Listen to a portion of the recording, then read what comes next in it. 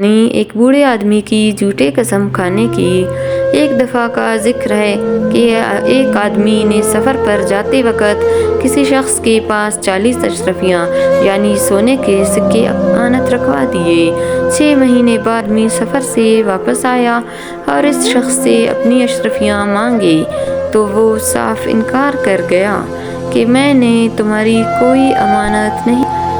اور اس آدمی نے ادھر سے مایوس ہو کر بادشاہ کے پاس جا کر فریاد کی کہ ہے بادشاہ، اس پاس میں نے اپنے اشرفیاں امانت رکھے تھے، یہ مجھے انکار کر رہا ہے۔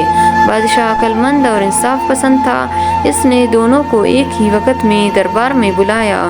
جب دونوں بادشاہ کے سامنے حاضر ہوئے تو امانت رکھوانے والا ایک نوجوان آدمی تھا اور دوسرا شخص ایک بوڑھا تھا جو لاٹھی کے سہارے چل رہا تھا۔ بادشاہ نے نوجوان آدمی سے مخاطب ہو کر کہا، جب تم نے اس شخص کے پاس امانت رکھوائی تو کوئی رسید لکھوائی یا کسی کو گواہ بنایا؟ بادشاہ کی بات ختم ہوتے ہی بوڑھے شخص نے کہا، جب اس نے میرے پاس امانت رکھوائی تو اس وقت کسی نے ہمیں نہیں دیکھا، اور جب اس نے مجھ سے امانت واپس لی تب بھی کوئی موجود نہیں تھا۔ نوجوان آدمی نے کہا، حضور، شخص جھوٹ بولتا ہے کہ اس نے امانت واپس کر دی ہے، میرے پاس کوئی گواہ موجود نہیں ہے، لیکن میں یہ ضرور کہوں گا کہ یہ اللہ تعالیٰ کی قسم کھا کر سب کے ساتھ کا اقرار کر لے کہ میں یہ میری رقم واپس کر چکا ہے تو میں بھی نتیجہ نکلوں گا۔ کیا نتیجہ نکلا؟ میں اسے قبول کر لوں گا۔ بات بات پر قسم کھانا بہت بری بات ہے، لیکن اہم معاملات کو حل کرنے کے لیے اللہ تعالیٰ سے ڈرتے ہوئے قسم کھائی جاتی ہے۔ پھر بادشاہ نے بوڑھے سے پوچھا کہ کیا واقعی اس بات کے لیے قسم کھا سکتا ہے؟ بوڑھے نے کہا، وہ حق پر ہے، اس لیے قسم کھانے میں کوئی غرض نہیں۔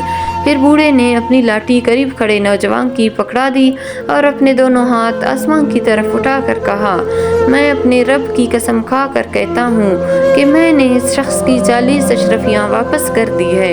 بوڑھے نے قسم کھائی تو نوجوان نے کہا، ہر کوئی جھوٹی قسم کھاتے ہوئے اللہ تعالیٰ سے نہیں ڈرتا، کیونکہ اس نے قسم کھائی ہے، ہو سکتا ہے اس نے میری امانت لوٹایا ہو اور مجھے یاد نہیں، اس لیے میں اپنا معاملہ ختم کرتا ہوں۔ یہ کہہ کر نوجوان نے بوڑھے کو اس کی لاٹھی پکڑا دی۔ بوڑھا شخص خوشی خوشی دربار سے جانے لگا تو بادشاہ نے سپاہیوں کو حکم دیا، اس جھوٹے بوڑھے شخص کو گرفتار کر لو۔ سپاہیوں نے بادشاہ کے کہنے پر بوڑھے کو گرفتار کر لیا تو وہ چلانے لگا۔ بادشاہ تخت سے اٹھ کر اس کے پاس آیا اور اس سے لاٹھی چھین لی اور وہ لاٹھی نوجوان کو دیتے ہوئے کہا، اسے لے جاؤ، تمہاری امانت اس میں پوشیدہ ہے۔ نوجوان نے کہا، میں سمجھا نہیں۔ بادشاہ نے لاٹھی واپس لے کر اپنے گھٹنے پر رکھ کر توڑ دی۔ جیسے ہی لاٹھی ٹوٹی، 40 اشرفیاں چن چن کر گرتی ہوئی فرش پر آ گرے۔ سب درباری بادشاہ کی عقل مندی پر واہ واہ کر اٹھے۔ بادشاہ نے کہا، میں اس بوڑھے شخص کی حرکتیں غور سے دیکھ رہا تھا۔ جب اس نے قسم کھائی تو لاٹھی نوجوان کے ہاتھ میں پکڑا دی تاکہ کہہ سکے کہ اس نے امانت واپس کر دی ہے۔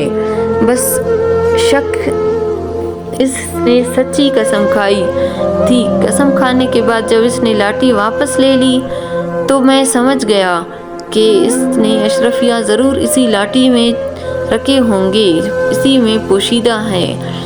یہ کہانی عقل مندی، انصاف پسندی اور جھوٹ کی مکاری کو بے نقاب کرنے کی زبردست مثال ہے۔ بادشاہ کی دانش اور معاملے کو سمجھنے کی صلاحیت نے ایک معصوم شخص کو اس کے حق دلا دی، حق تک پہنچایا۔ یہ ہمیں سکھاتی ہے کہ جھوٹ، مکاری اور دھوکہ دہی کتنی بھی ہوشیاری سے کی جائے، سچائی ہمیشہ ظاہر ہو کر رہتی ہے۔ اسی طرح انصاف پسند حکمران یا قاضی اگر معاملے کی باریکیوں کو سمجھنے کی صلاحیت رکھتا ہو تو وہ حقدار کو اس کا حق دلا سکتے ہیں۔ اللہ تعالیٰ ہم سب کو دوسروں کے حق چھیننے سے بچائے۔ اور دوسروں کے حق مارنے سے